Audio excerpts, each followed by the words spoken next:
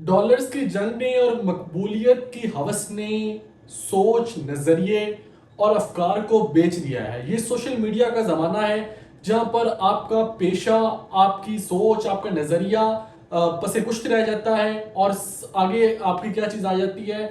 मकबूलियत की हवस और डॉलर्स की लड़ाई। यही इस वक्त पूरे पाकिस्तान में ट्रेंड चला हुआ है जहां पर आपने किसी भी तरह कंट्रोवर्सी में आना है, किसी भी तरह फेम हासिल करनी है, किसी भी तरह आपने कोई ऐसा काम करना है जो आपको कंट्रोवर्शियल बना दे। और कंट्रोवर्शियल बनाने का मतलब हरगिज नहीं कि आपको मकबूल बना दे। आपको चाहे गालियां भी पड़ रही हो लेकिन आपको डॉलर्स मिल रहे होंगे, आपको फेम मिल रही होगी, आपका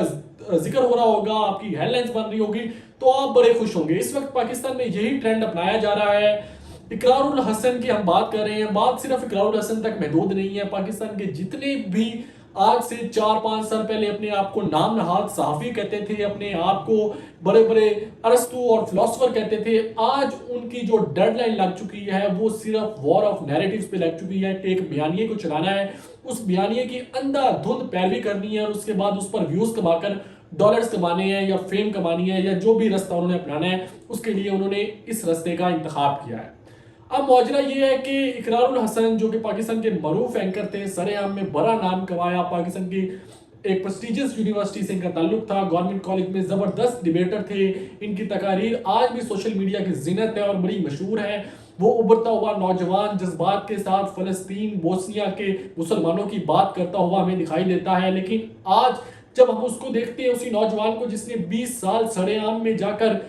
माफिया को एक्सपोज किया, जहां पर उसने धंधों को खत्म किया, जहां पर उसने जो पस्त इलाके थे वहां पर जाकर आवाज उठाई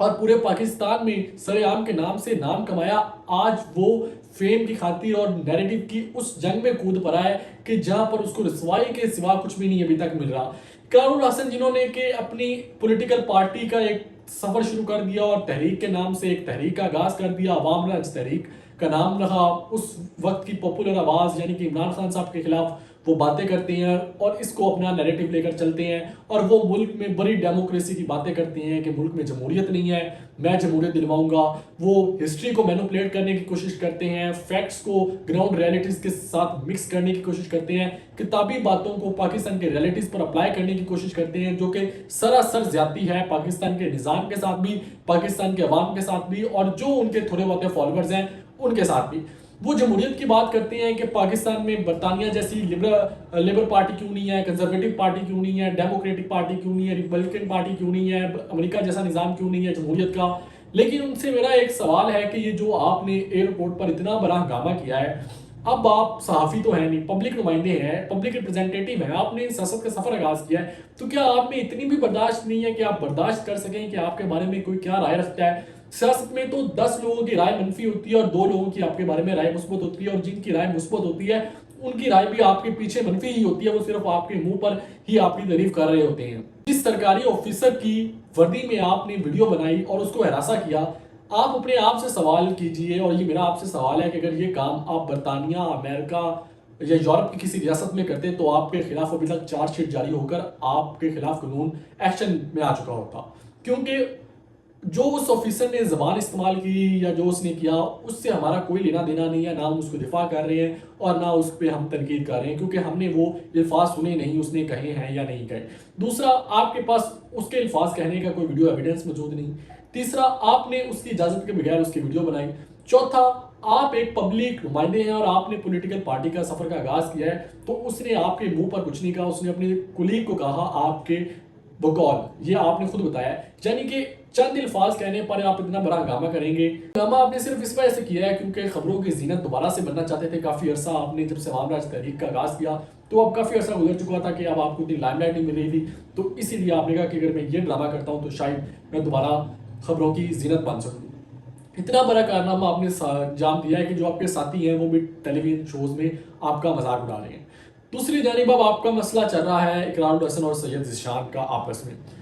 ट्वीट्स करके अंधाधुंध एक दूसरे पर हमले किए जा रहे हैं, और वो हमले नहीं किए जा रहे, वो दरअसल आपको बेवकूफ़ बनाया जा रहा है। ये है वॉर ऑफ नैरेटिव्स की। आपके सामने ये मुखालफत और लड़ाई का चूरन बेचकर अपने आप को सोशल मीडिया की ट्रेंड बनाया जा रहा है, और पसे पर्दा दोनों एक दूसरे से गप्पे भी मारते होंगे और एक दूसरे से सलाम दुआ भी करते होंगे और बड़ी खुश उसलूबी से एक दूसरे से मिलते होंगे। अब जो सैयद ज़ीशान भी सेम इकरारुल हसन के पैटर्न पर हैं, वो भी एक पॉलिटिकल जमात को अंधाधुंध सपोर्ट करते हैं, उसके कल्ट में पड़े हुए हैं, और वो उनके सामने कोई बैठ जाए तो कहते हैं कि तुसी ता कोई शाय नहीं हो। मतलब आप पाकिस्तान के इंटेलेक्चुअल कैलिबर का ये अंदाज़ा लगा लें कि अपने मेहमान को सामने बिठाकर बेइज्जत करके व्यूज़ कमाने को बड़ा ही ज़्यादा इनकलाब पसंद और बड़ा सच पसंद समझा जाता है। ये रेवोल्यूशनरी पर्सन होने का और रेवोल्यूशनरी लीडर को सपोर्ट करने का पाकिस्तान में जो पैरामीटर है कि आप किसी इंसान से बदतमीजी करेंगे और उसके मुंह में माइक डालकर उससे अपनी मर्जी की बात खुलवाने की कोशिश करेंगे तो आप बहुत बड़े इंसान हैं और आपने बहुत बड़ा कारनामा कर दिया है। आपको 10 लाख लोग देखेंगे, आपको 12 लाख लोग देखेंगे और आपकी तारीफ करेंगे। यानी कि आप इससे अंदाज़ा लगा सकते हैं कि पाकिस्तान में जो लोकल इंटेलेक्चुअल लेवल है वो कितना गिर चुका है। ये तो एक छोटी सी मिसाल है। रजब भट्ट, डकी भाई और तलाल व्यूज, इन लोगों की कंट्रोवर्सीज की जो व्यूअरशिप वो 2-2 मिलियन 3-3 मिलियन तक जाती है, और जबकि पाकिस्तान में मोहम्मद साले जैसे लोग जब कोई टेक का कारनामा अंजाम देते हैं तो उनकी व्यूअरशिप होगी वो 5,000 7,000। तो यहाँ से आप अंदाजा लगा सकते हैं कि लोगों का लेंस क्या है, लोगों का एल्गोरिथम क्या है, लोग सुनना क्या चाहते हैं, लोग देखना क्या चाहते हैं। लोग घरेलू लड़ाइयाँ तलाक हुई या नहीं हुई ये देखना चाहते हैं। लोगों का पाकिस्तान की मौशियत से कोई लेना देना नहीं, लोगों का पाकिस्तान की तरक्की से कोई लेना देना नहीं, लोगों का टेक्नोलॉजिकल रेवोल्यूशन से कोई लेना देना नहीं, लोगों का ग्रीन रेवोल्यूशन से कोई लेना देना नहीं, लोगों का पाकिस्तान के फ्यूचर से कोई लेना देना नहीं। लोगों का लेना देना तो है तो लोगों की पर्सनल जिंदगियों से और एक दूसरे पर जाती हमले करने से है। हमने सोचा कि इस मामले पर काफ़ी ज़्यादा दोनों इकरारुल हसन और सैयद ज़ीशान एक दूसरे को ट्वीट करके बड़े इनकलाबी साबित होने की कोशिश कर रहे हैं और बहुत बड़ा इंसान बनने की कोशिश कर रहे हैं। तो हमने सोचा कि आपके सामने रखा जाए और आपसे पूछा जाए क्या ऐसे लोगों की बात पढ़ना और इनकी बात पर तवज्जो देना भी ठीक है या नहीं है। जो अफराद सिर्फ अपने आप को और अपनी ज़ाती शोहरत के लिए आपके इंटेलेक्चुअल का, आपके वक्त का ज़्यादा कर रहे हैं और आपका